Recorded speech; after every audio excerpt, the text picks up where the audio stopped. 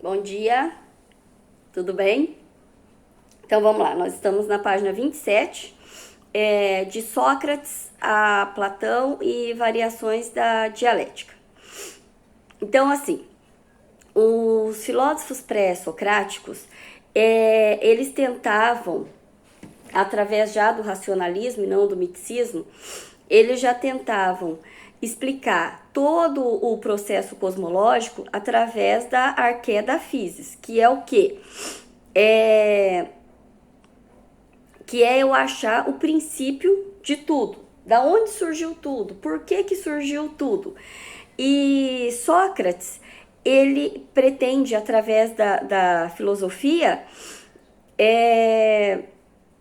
através da filosofia e da razão, porque Sócrates é um filósofo bem racional, a explicar a origem das coisas, que é o logos. O que é o logos? Logos é a razão.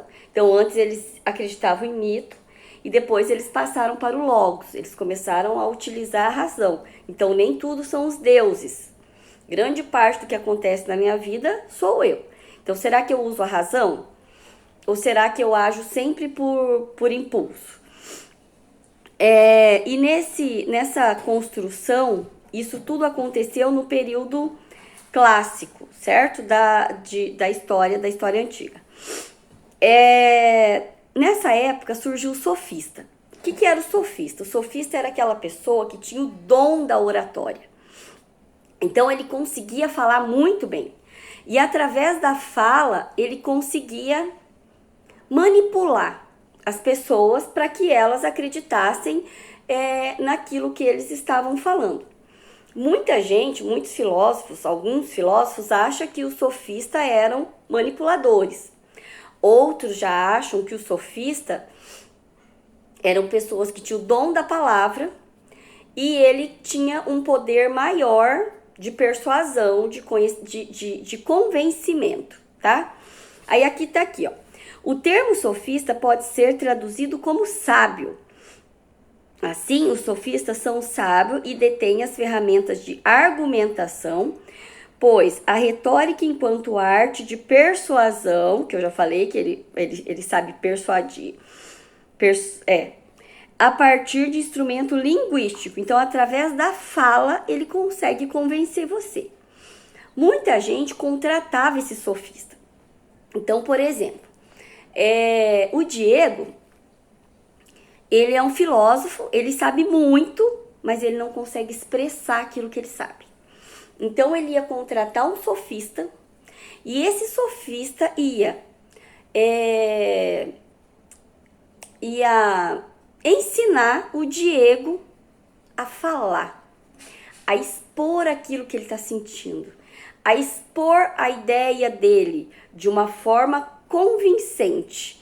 Não ele chegar e falar assim, porque se a gente construir um banco na praça, vai ficar bom.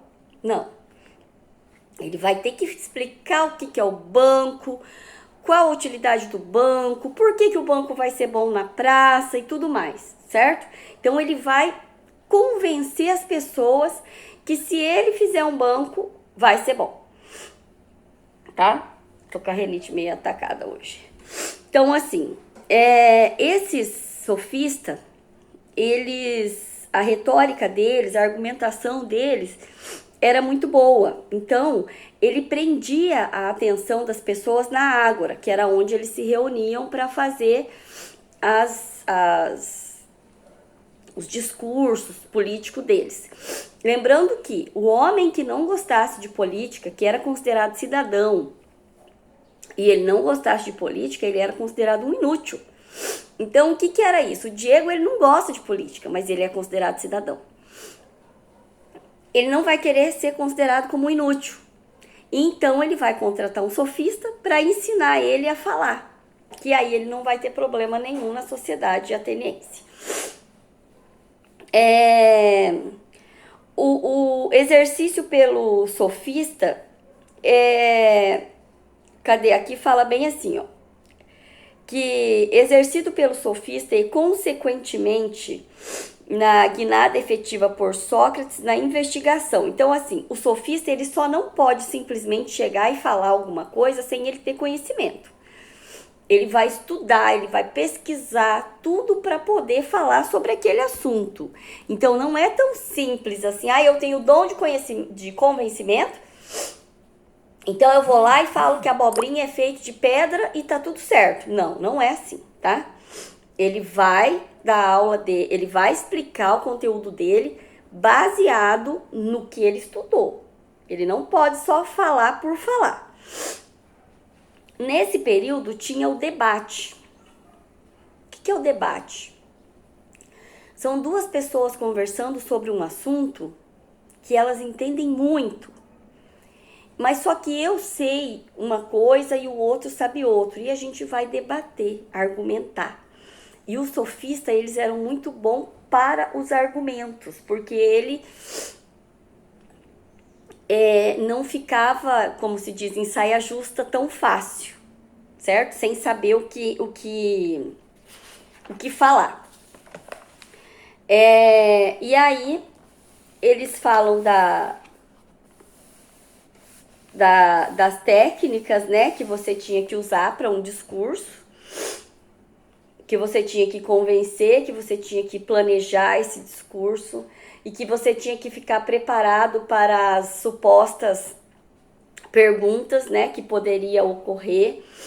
E aí tem um sofista, o Protágoras, que ele coloca assim, ele faz um esquema, né, que está lá na página 28, e ele põe assim: outro sofista da central importância nesse debate é Górgias. Esse foi o Protágoras. Ele foi muito importante porque ele usa o homem como a medida de todas as coisas. No debate dele, ele coloca que o homem é a medida sobre todas as coisas e que o discurso ele é uma construção argumentativa em torno de algum problema detectado, certo?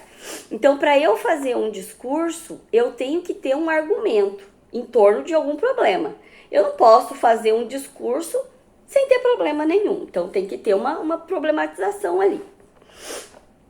E aí, esse Geórgias, ele coloca que um dos princípios interlocutores de Sócrates, segundo a obra platônica, aprofunda os valores do discurso por meio de estratégica, retórica.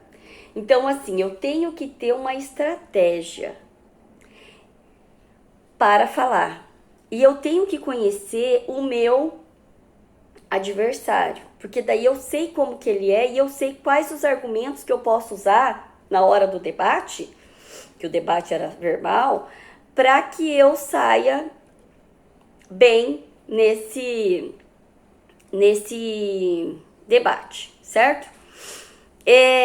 Então, esse debate, antes de acontecer, era feito um estudo de muito tempo, e a partir daí eles criavam toda a tese deles, e aí eles iam debater sobre esse assunto.